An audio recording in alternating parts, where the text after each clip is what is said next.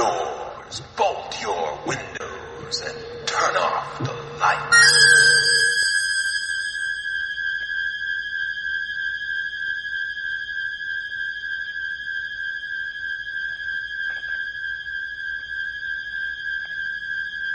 Welcome to Michael Myers Minute, where we delve into the 1978 horror classic Halloween 1 minute at a time. I'm your host, Robert Black. Minute 7 begins in Judy's bedroom. We see through Michael's eyes from behind the mask. Judy's body, bloody. Her leg moves, but only to confirm that she's dead or dying. From the novelization. He remembered looking at her almost unrecognizable remains on the floor and hearing the little boy voice saying, "Uh-oh. You're gonna get in a lot of trouble when Mommy and Daddy get home." From the script. The POV moves back away from the sister's lifeless body, spins around, and careens out of the bedroom. Note the careens. In the film, Michael does not careen. He doesn't really do anything quickly. He does walk down, out of the bedroom, and then down the stairs and out the front door. Getting into IMDb goof, as we will do from time to time, second 23. When Judith's killer runs down the stairs and exits the Myers home, you can hear the click of the cylinder catch as they close the door behind them. That's second 23. The goof continues. As the killer is revealed to be her younger brother Michael and the camera pans out, the front door is obviously open instead of being shut. That's second 30. So yes, you do hear the door close, but the door is open.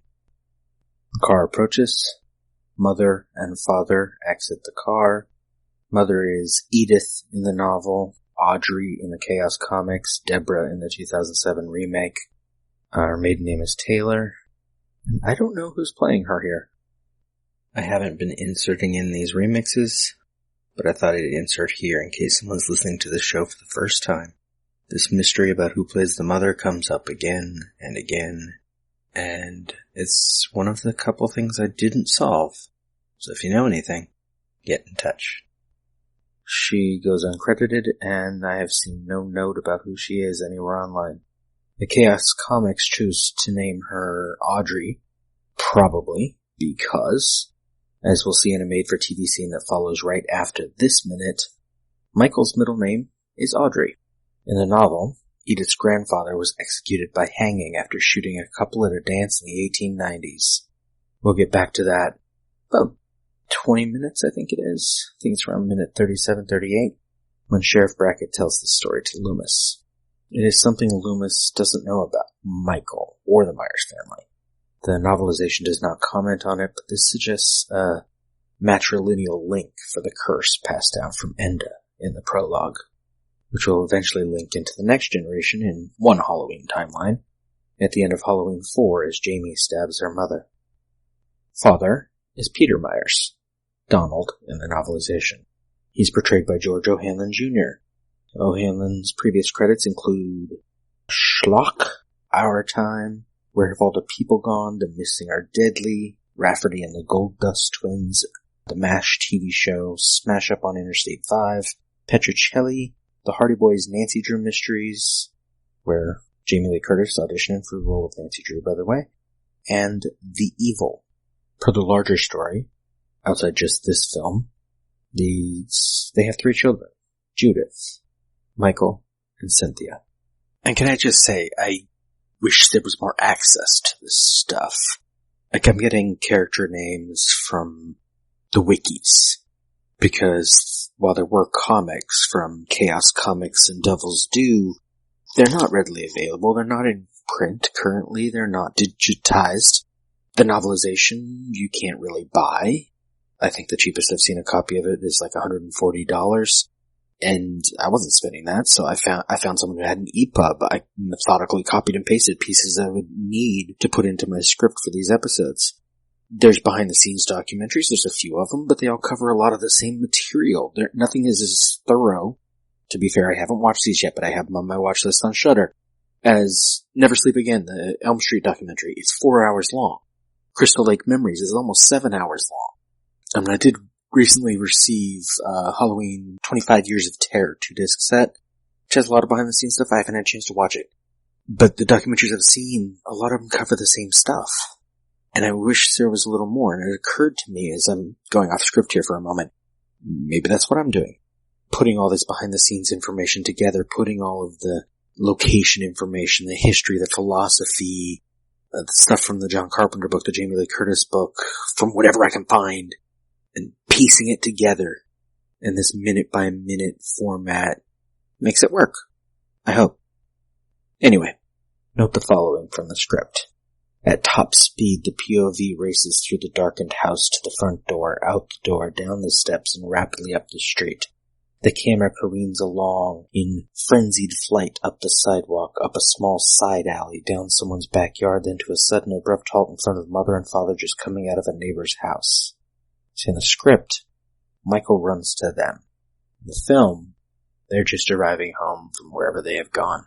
I think the canon is that they went to the movies, but I don't know. Mother and father stare at the POV. That's the script. At first in puzzlement, then slow growing horror. In the script, the mother speaks. In the novelization, and in the film, the father does. Michael. They made it a close shot on Michael. You know, the big reveal. The father's hand reaches up and rips off the Halloween mask, second 30, revealing Michael. 6. Underneath, a bright-eyed boy with a calm, quiet smile on his face. That's what the script says. Film Michael doesn't smile.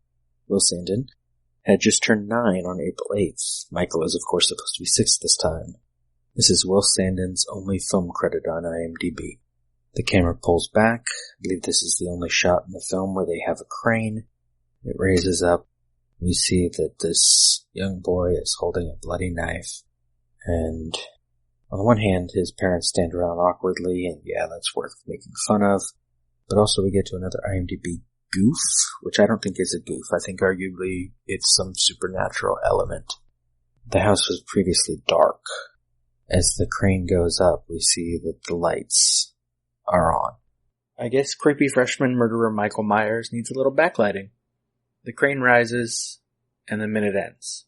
Before we go, though, I want to talk about the real Michael Myers. And no, I don't mean the actor from Wayne's World and Austin Powers and So I Married an Axe Murderer. Though if anyone listening knows Mike Myers, I would love to have him as a guest. Pass it on. No, I mean the supposed inspiration for this character in Stanley Steers, who, well, I think Stanley Steers is entirely an invention of, apparently, the original source, Xavier Remington, which sounds like a pseudonym, at mysticinvestigations.com.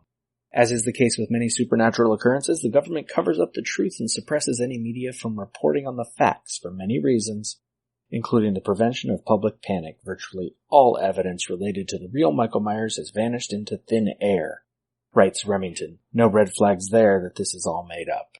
Stanley Steers was supposedly born in 1912, and Stanley's dark journey into living diabolical damnation began as a child deeply abused by both his drunken parents after they found out he was not their biological child.